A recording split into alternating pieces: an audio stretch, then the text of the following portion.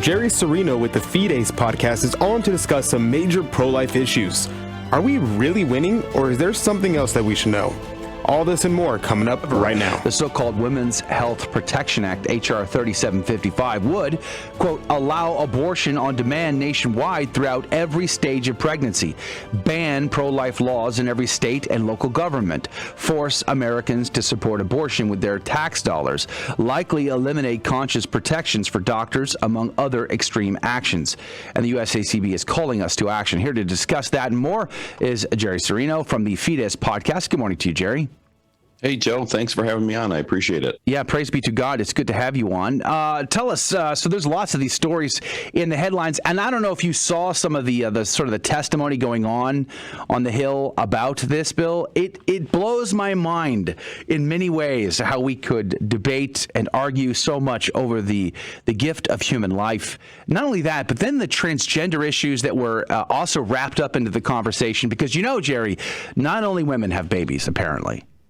Yeah, that's what we found out this past week, right? That even men can have babies and need to be included. I thought we weren't allowed to be included in the abortion debate, right? Because we don't have uteruses.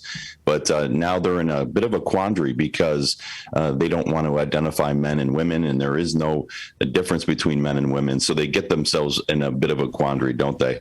Yeah, it is rather mind-boggling. Now, there were a lot of stories also out, of course. I think you sent me some headlines here. Alyssa Milano slams abusers, quote, abusers on Supreme Court. That's funny. Most dangerous time to be a woman in America. And then, of course, there's another one here. Abortion provider testifies that abortion is a blessing. Abortion is an act of love. Abortion is freedom. Unless, of course, you're the infant in the womb, and then it's murder. Yeah, exactly. Yeah, the last quote you gave, abortion is a blessing and an act of love. You have to add that in there. And that was by a physician, Dr. I probably am going to butcher her name, but Dr. Maida. She gave that testimony. And, the testimony was actually the House Committee on Oversight and Reform. The chairwoman is Carolyn B. Maloney, just so people know.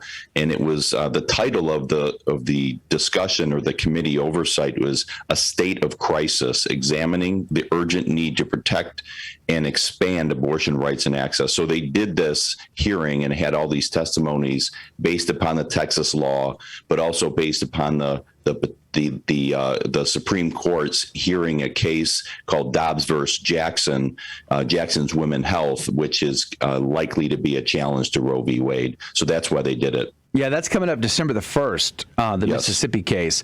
Now, does it feel to you that this is like an all or nothing moment when it comes to the pro-life cause?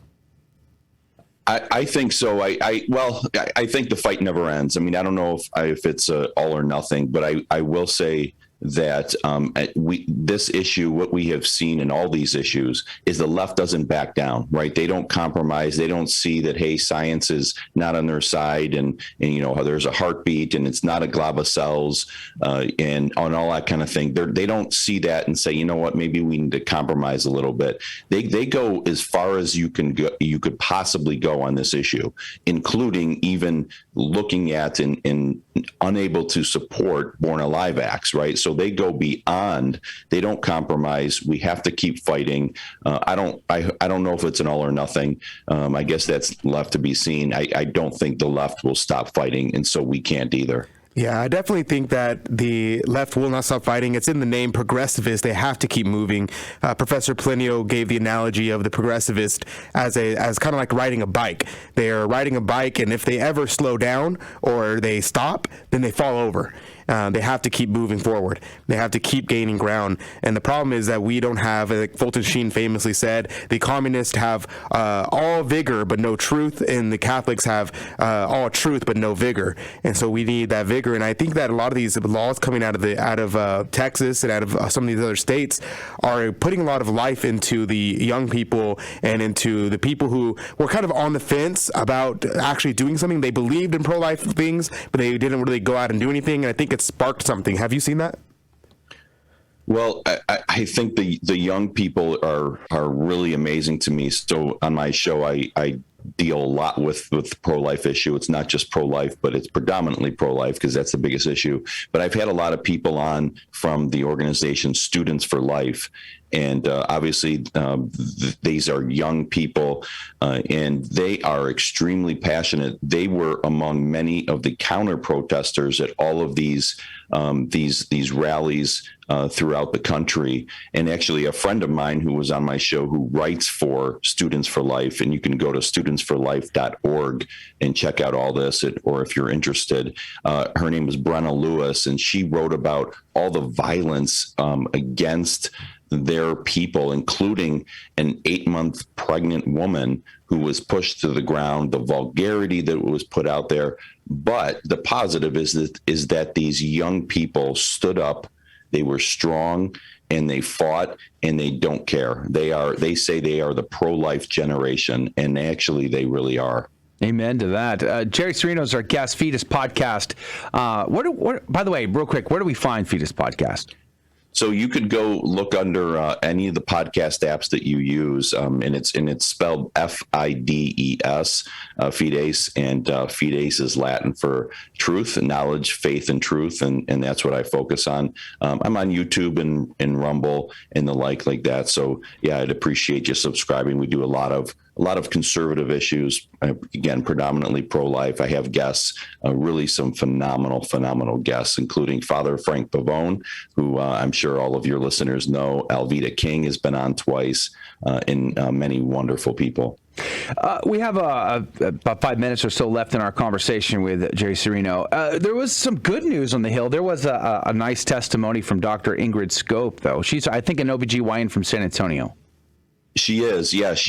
I'm glad you brought her up because she was a great light, and she's done a lot of talks on the pro-life issue. And a lot of the things that she talks about is the fact that a lot of what's put out there by the pro-abortion side, they say that abortion is safer than childbirth, right? And Dr. Scope, discredits that and just talks about how, well, first of all, there's a lot of misinformation in that.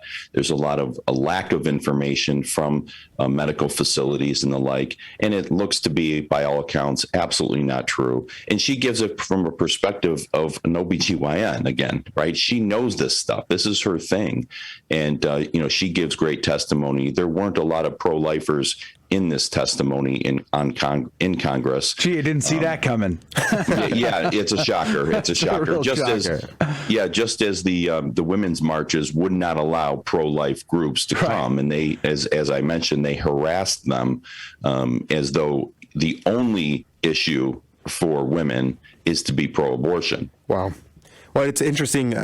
Two things that pop to my mind is one is 50% of people involved in an abortion die. So, I mean, it can't be safe. Amen. And the second thing is in regards to the women's march, I thought it was hilarious because, they're moving. They had that famous a couple weeks ago. They were quoting the Ruth Bader Ginsburg and then put in brackets everywhere where she said woman as a person because, you can't have women anymore. And so Michael Knowles of the Daily Wire tweeted out, I hope everybody had a great time at the Persons March today. And it's very apropos because they're destroying the definition of woman. Yeah. They're erasing it from existence. And then at the same time, at the other side of their mouth, they're screaming, oh, yes, women's rights. It's kind of nonsensical. What do you think about all this? It's not surprising. I mean, everything, when you deal with evil, and that's what this is, there's no question anymore. And I have this take, and then I've talked about on my show that the left is evil. There's no questioning it, no denying it anymore. And just like if you look at, if you look at the Bible, you look at, stories in the Bible, there's so much contradiction in evil, right? A lie leads to a lie.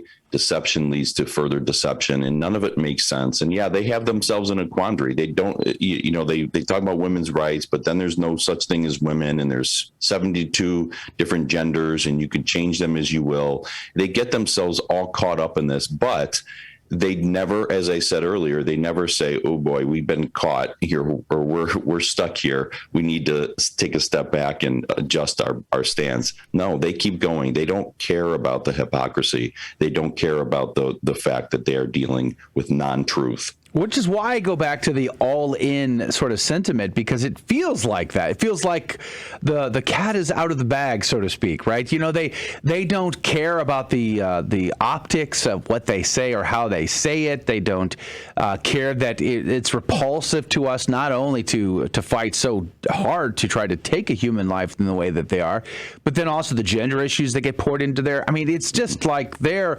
gloves are off and they're swinging for the whole kit and caboodle. And if this passes, if this becomes law, as the USCCB pointed out, it is literally everything. The game is over.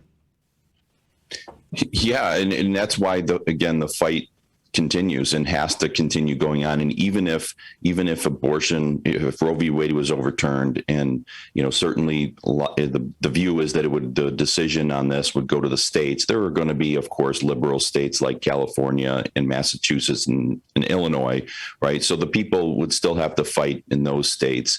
But yeah, they don't care. There's no accountability for their hypocrisy, right? That's the other part of it. You see tremendous corruption on the left, and no one ever really held accountable. And yeah, they don't care anymore. They are not ashamed that the governor of Virginia was caught on tape saying that, after a child is born, well, we decide what to do. Yeah. They don't care. Yeah, let alone the issue like the David Daleiden videos of the babies being born alive so that they can harvest the body parts for money. Follow the money trail. That's the big issue here. We have about 2 minutes left. Let me ask you this. As I was reviewing the news this morning, the thought just keeps coming back to me. Are we headed for another civil war? Are we headed for another split? Things have gotten so insanely divisive that the lines seem to be very stark. What say you, Jerry Cirino? Oh, boy. It's funny you say that. I was just talking with a guest on my show just recently about that. And, I certainly hope there's no civil war. There's no physical war, of course, right? And I don't think so. I hope not. But there is a war, whether it's actual physical with bullets and things like that, or it's, like the Cold War was, there was no actual combat, but it was a standoff with the Soviet Union. I think this is a divisive issue to take us to the brink of very extreme action by both sides. And that's why it's a fight. The left went to war to keep slavery. They became extremely, extremely violent in order to keep blacks as subhuman in the civil rights movement. They did. There was massive violence. The fire hoses weren't done by conservatives, right? The fire hoses on young black children were done by leftists. So they are willing to go that far. I hope and pray it doesn't go that far, of course, but... Yeah. All right. We'll have to leave it there. Jerry Cirino, Fides Podcast. Check them out. If you like that interview, then be sure to check out some of our other interviews that you might find fascinating. And don't forget to like and subscribe and share this interview with someone that you think will find this informative and inspiring. God love you.